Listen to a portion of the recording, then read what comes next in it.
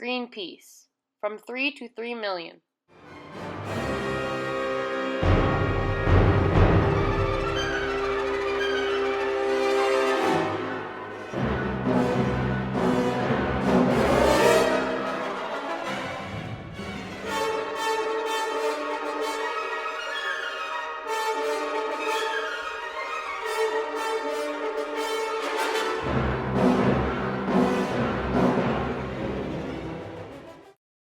Greenpeace, an enormous organization that has impacted the environmental movement all around the world, started out as a team of 3 or 4 people.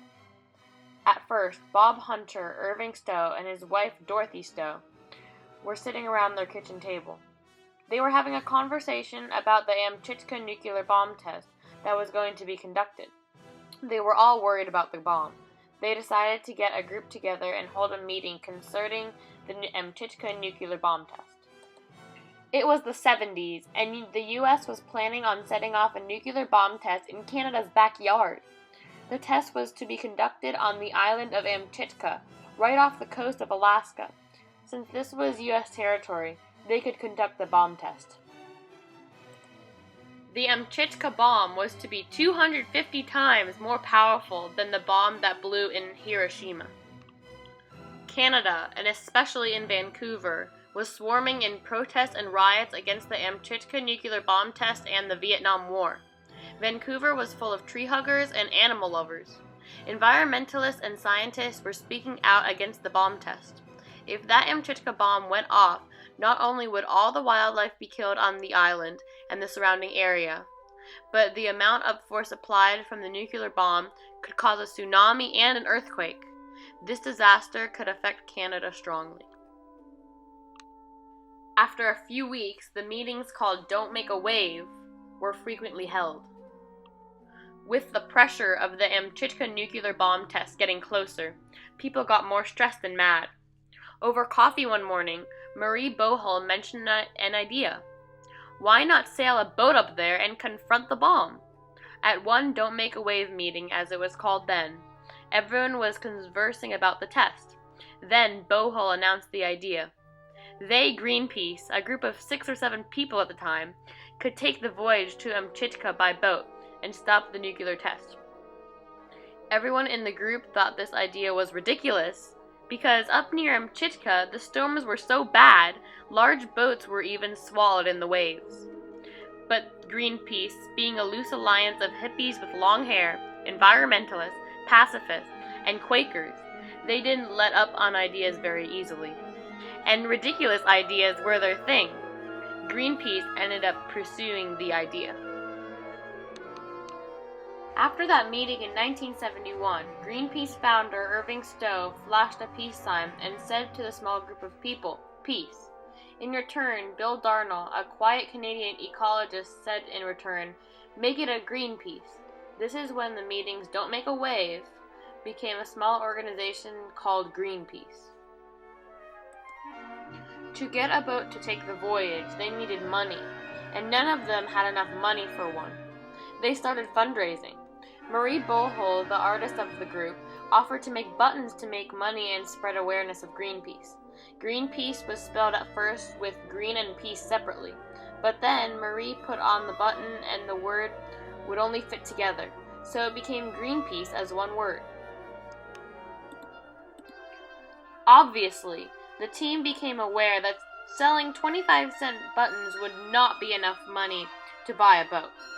To earn more money for the cause, they decided to put on a concert. Greenpeace members thought this would be an impossible next step because of the terrorism going on in Quebec. At the time, Quebec wanted to become an independent nation, so they used terrorism to fight to get their way. Greenpeace had the whole concert planned out. Joni Mitchell and James Taylor would perform. And indeed, they did. It was such a big hit that 10,000 people ended up showing up. Greenpeace was very surprised that so many people came. With 10,000 people coming, they earned more than $23,000 for the voyage to stop the Amchitka nuclear bomb test. Here tonight, you are making possible a trip for life and for peace. you are supporting the first Greenpeace project, sending a ship to Amchitka to try to stop the testing of hydrogen bombs there or anywhere.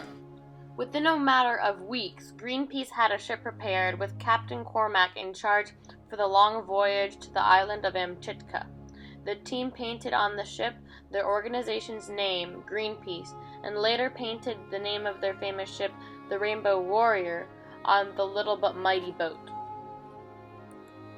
On September 15, 1971, 12 Greenpeace members left for the dangerous, life-threatening, long voyage to Amchitka.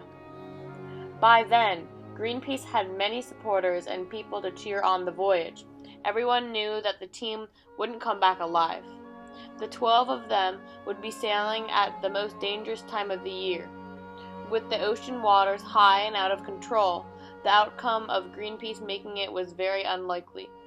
But the voyage had to be done. Bob Hunter filed reports to the news stations and broadcasted over the radio about what was going on out there in the high seas. After 15 days, Greenpeace ran into the U.S. Coast Guard. The man said, "If you continue on like this, you are committing suicide. These waves cut ships in half, far bigger than yours." So far, the trip had been a disaster. With wild storms and wrong directions taken, the crew was a mess. As I said earlier, this alliance of people aren't the type to give up on something big so easily. So they chartered a bigger boat.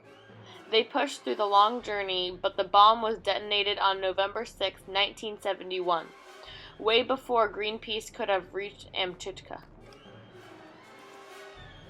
Media, including the news, went crazy about Greenpeace. That was all they could ever talk about. Greenpeace's method was to create stirring images. They called these images a media mind bomb. So though the voyage outcome was not what Greenpeace had wanted in the first place, more and more people became globally aware about who Greenpeace was. More people got involved with Greenpeace, and it spread all around North America.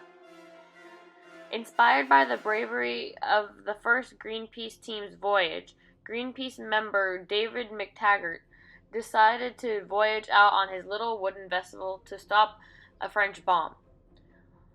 On his return, McTaggart and his crew were beaten up by the French military.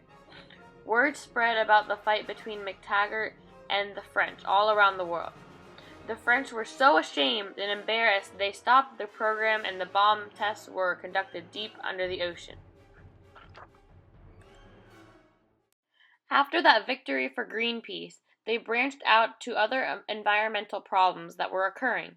In 1975, Greenpeace began its first campaign against whaling.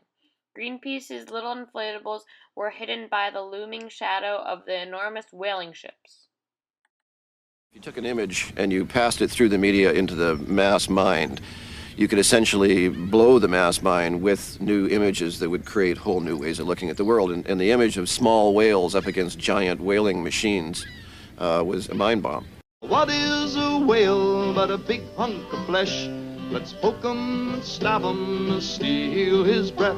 Let's shoot him, let's waste him, let's flood up the sea till there's none of them left. Then, in 1976, in Newfoundland, Greenpeace painted the seal pups to keep them from being killed for their fur. In 1977, Greenpeace UK was born. And just like in Canada, Greenpeace started out small with 4 members at the start in London. In 1978, Greenpeace gained a way of transportation. This famous boat, the Rainbow Warrior, was born. And lastly, in 1979, Greenpeace International was formed, an organization that unified Greenpeace groups all around the world. Greenpeace, starting as an unofficial team of only 3 or 4 people, grew to be a massive organization of thousands of brave, smart people all over the world. Greenpeace has changed the world. Without Bob Hunter and Irving Stowe, Europe and Canada could be in ruins from nuclear disasters, and whales could be extinct if Greenpeace didn't save the day. One small step at a time. Now that is how you save the world.